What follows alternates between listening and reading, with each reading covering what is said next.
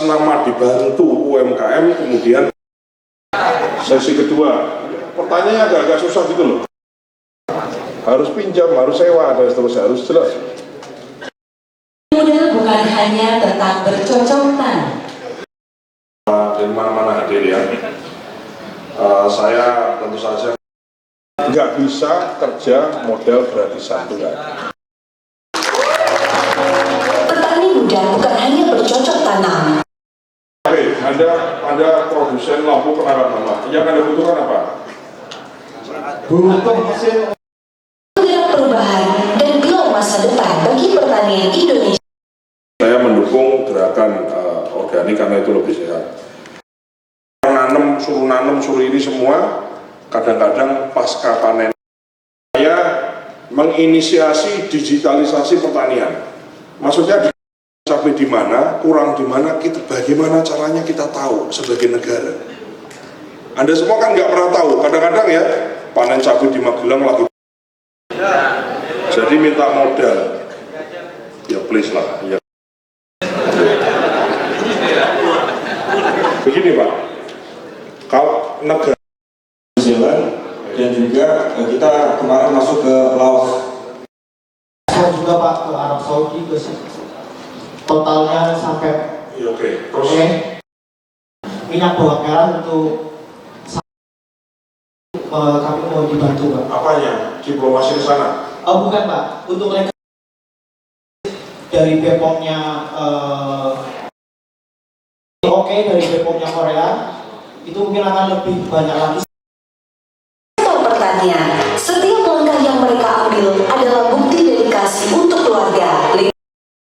Menyiapkan generasi muda yang tangguh dan inovatif, karena dalam 10 tahun ke depan makan dunia sekaligus menjaga kelestarian alam.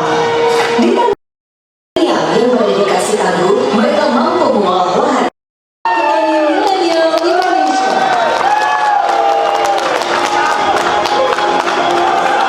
Dilanjutkan dengan foto bersama terlebih dahulu.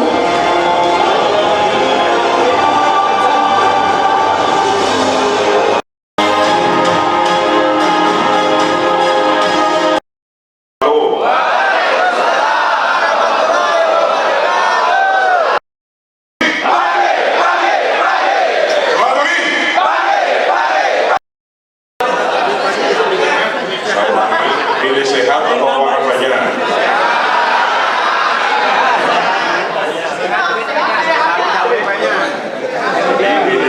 Pilih sehat dan kaya raya dan bisa memberikan manfaat bagi lingkungan, bangsa, negara, dan rakyat Indonesia. Yang saya hormati hadir pada kesempatan pagi hari ini, terima kasih Bu Kepala Badan Penyuluh Pertanian, kemudian kakak saya, Wali Kota Semarang, Dr. Insinyur Haja, biasa manggil Mbak Ita, pimpinan cabang Bank BPD DIY, Bapak Gunawan Hasri Baskoro.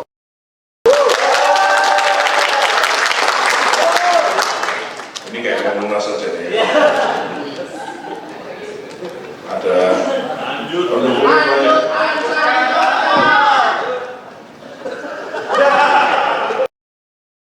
yang size-nya 300 juta, ada yang size-nya 30-50 juta satu bulan.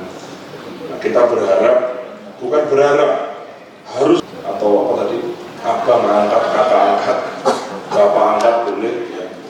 Itu bisa memberikan manfaat. Sekarang saya ingin tanya, mungkin ada 4 jalur nih, ada barisan kiri, tengah sini, visinya baik, kemudian rencananya sudah bagus, eksekusinya benar. Nah, setelah dieksekusi itu memang harus ada monitoring dan evaluasi, itu yang penting supaya yang keliru tidak dilakukan lagi, yang baik dikembangkan. Petani ini sesama petani milenial, petani muda binaan Kementerian Pertanian.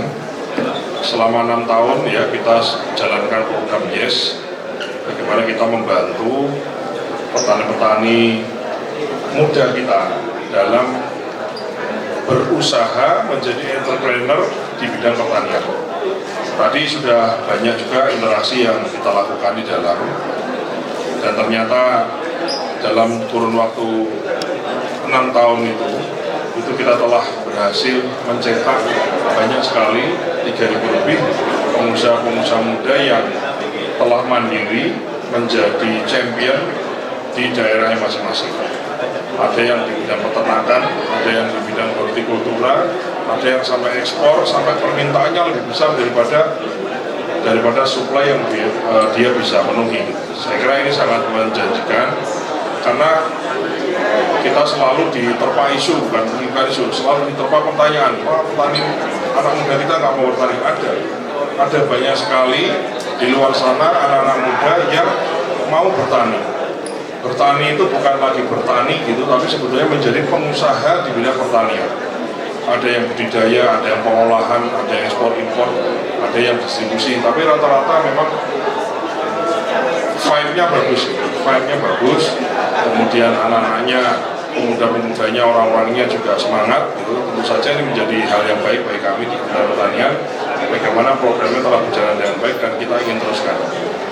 Jadi programnya sebisa mungkin tidak hanya 3.000, saya tadi sampaikan ke Ibu Kabadan, ke Kementerian Pertanian, kalau bisa 30.000, 300.000 sebanyak mungkin.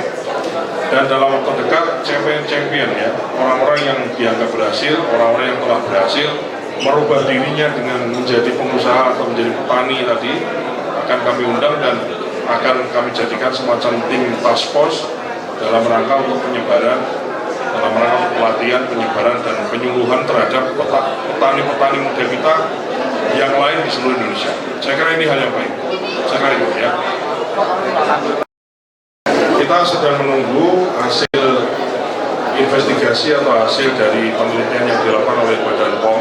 Tentu saja jika memang ditemukan adanya pelanggaran atau adanya zat yang berbahaya, tentu kami sebagai di Kementerian Pertanian, di mana rekomendasi untuk impor atau ekspor itu berasal dari kami akan pertimbangkan untuk itu di stop, karena tentu saja sangat merugikan bagi kesehatan rakyat. Sampai kapan Pak Ibu? Apakah akan ada kerjasama dengan masyarakat? Ya, di Nusa Kambangan satu pulau itu luasnya 12.000 hektar, kemudian yang termanfaatkan menjadi lapas saya kira 10%-an gitu. Nah, sisanya kita ingin petakan bagaimana kementerian, kemarin kami bicara dengan Pak Menteri Imigrasi dan Pemasyarakatan, bagaimana lahan-lahan itu bisa dimanfaatkan untuk mendukung program pemerintah dalam kaitannya ketahanan pangan. Oke? Sertifikasi organik dan katalog Dibantu, ada tim task force-nya, ada ini kita bantu. Kalau orang berbuat baik kita bantu, kita permudah ya. Oke, terima kasih. Saya akan cek, tapi yang jelas mana-mana yang baik, ini berarti food estate, hortikultura ya. Saya kira akan tetap dilanjutkan, karena food estate itu kan dalam kaitannya ketersediaan atau ketahanan pangan kita. Ketahanan pangan itu kan nggak hanya beras, tapi juga hortikultura, dan kita tahu bahwa komoditas hortikultura seperti cabai, bawang merah itu sangat menyumbang inflasi paling besar gitu. Sehingga kita betul-betul harus sangat hati-hati dalam memainkan peranan antara suplai sama demand-nya, sehingga betul-betul bisa menjaga stabilitas dan juga menjaga inflasi kita tetap di posisi aman. Oke, terima kasih.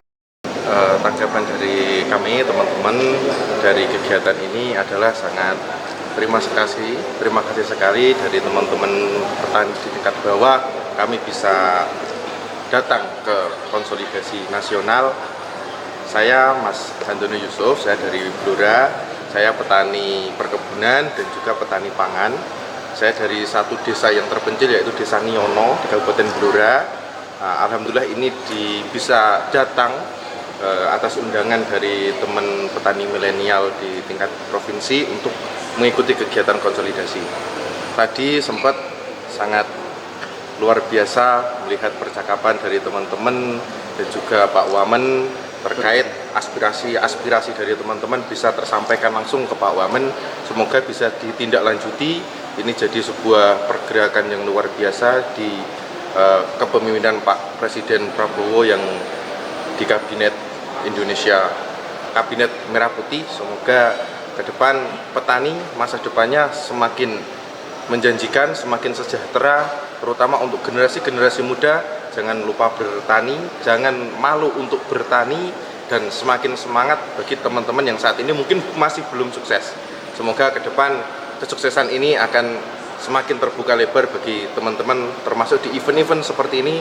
Semoga lebih ke depan lagi teman-teman yang lain bisa diberi kesempatan. Jangan yang itu-itu saja. Yang belum sukses diberi kesempatan, yang sukses semakin memberi kesempatan bagi teman-teman yang lain. Mas, kendala di Blora sendiri apa, Mas? Kalau kendala kami di Blora, pertama itu untuk memajukan Kabupaten Blora di dunia pertanian adalah air. Kemarin sempat kita komunikasi dengan pihak Pemda terkait dan juga Pemprov untuk air di Kabupaten Blora semoga diperhatikan lagi.